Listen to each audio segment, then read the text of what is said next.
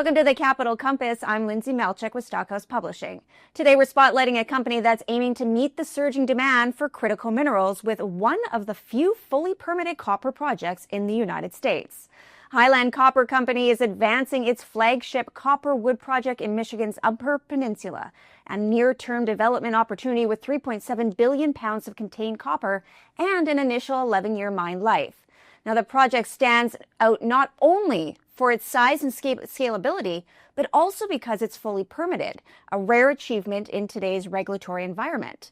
Backed by institutional investors and supported by state and local stakeholders, Highland is aligning its development timeline with a broader push for U.S. critical mineral independence.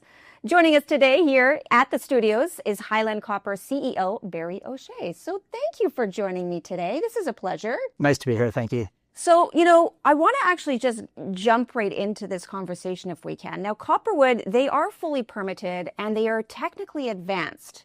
That we know for sure. So what are the remaining pieces that need to fall into place before a construction decision is made? Well, I'm actually going to start with some really good work that we did in 2024. We did our initial site impacts. Really important to turn the site from a greenfield into a brownfield.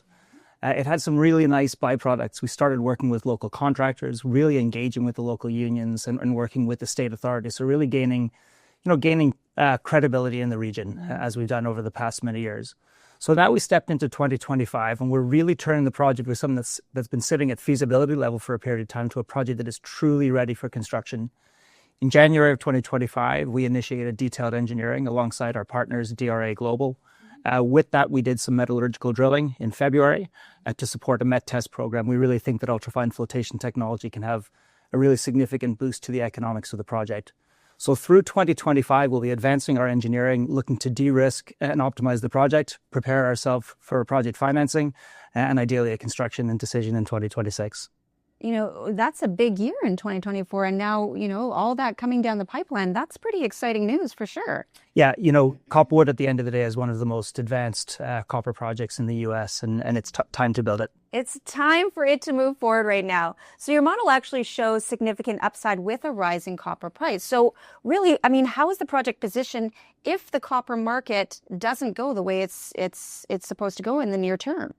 Well, listen, I think Copperwood is robust to a whole series of copper prices. At a $4 copper price, that's actually the price that we did our feasibility study at, and it shows a good, robust project. At $4, it's 170 million NPV and an 18% IRR. But really where you see the torque is movement to $5. So that's a 25% increase in copper price. It gives rise to a 300% increase in net asset value. Naturally, we're sitting at around 450 or 460 today. So as you move along that curve, just incredible leverage. But we're not only depending on copper prices. There are other things that we can do. I mentioned the metallurgical test work to improve the grade recovery curve. There is significant capacity to add mine life to the project. And all of these things will continue to progress so that it's our execution alongside copper price that really adds value to the project. Well, that shows some sustainability right there, that's for sure. Now, let's flip over. There is strong momentum and community support right now with state and federal focus on critical minerals. So, what's your prospects for securing government funding then? Yeah, I'm going to start with that local support. I think it's really important. I think everybody knows you need to be welcome in the exact community that you work in. It's the Western Upper Peninsula. It's a historic mining district. There's a real nostalgia and love for mining. In the recent 6 months, we've gone out and received resolutions of support from 22 local units of government, from counties to townships to municipalities. So it really demonstrates that there's a true desire for the project. And with good reason. There are a whole host of things that this project will bring to the local area. Alongside that, there's obviously incredible bipartisan support at a state level. And of course, with the recent executive order at a federal level, the federal conversation around urgency for critical minerals and specifically copper has really intensified. So from local to state to federal, we're just feeling very welcome. Copperwood really is a project that needs to be built in the near term. In terms of financial support, you might know that the state of Michigan is considering giving us $50 million. That project nicely moved through the Michigan Economic Development Corporation. It was approved by the Michigan Strategic Fund, and it's also been approved at the House at the legislative level. It is now at the Senate Appropriations Committee, and I will acknowledge we've had some challenges there. And that's okay. At each level, different units of government are looking for a different level of understanding of the project.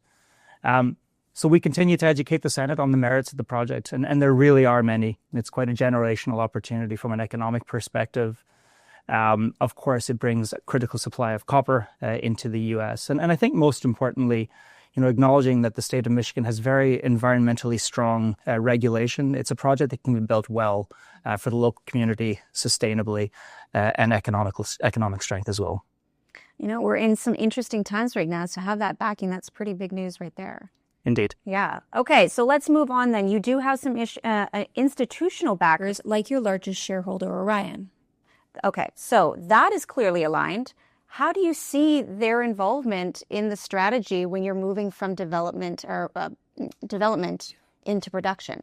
So first of all, through the early stages of development, it's really important to have strong, loyal shareholders like Orion. So we benefited from that. Orion have always seen, I think, the value of U.S. domestic copper production, and that's really playing out as we've seen over the past number of months. So we think the timing is right. And again, having Orion there, they've demonstrated on other projects real creative financing opportunities across the value chain from equity to debt and other pieces. So we think that they're going to play a strong role as we continue to move forward. And of course, that's going to be important as we consider project financing over the next year.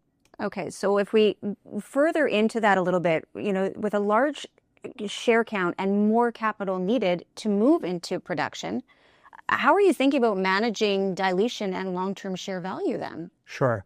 So let me start with the share count. Actually, we do have just over 700 million shares outstanding. That is something that we'd actually like to take care of to some degree with a share consolidation. You probably know to do a good share consolidation, you need a strong environment behind you, both macro and, of course, execution from a company perspective. And as we've laid out, we think there's going to be good opportunity for both of those through 2025. And ideally, we'll roll back the shares. I think that'll make the shares, just more reasonable, certainly from a U.S. Retail perspective. In terms of considering a project financing, naturally, we need to move our market cap along to be able to maintain appropriate dilution as we think about project financing. But you'll also know that to do an equity financing, it's at the tail end of a whole host of catalysts.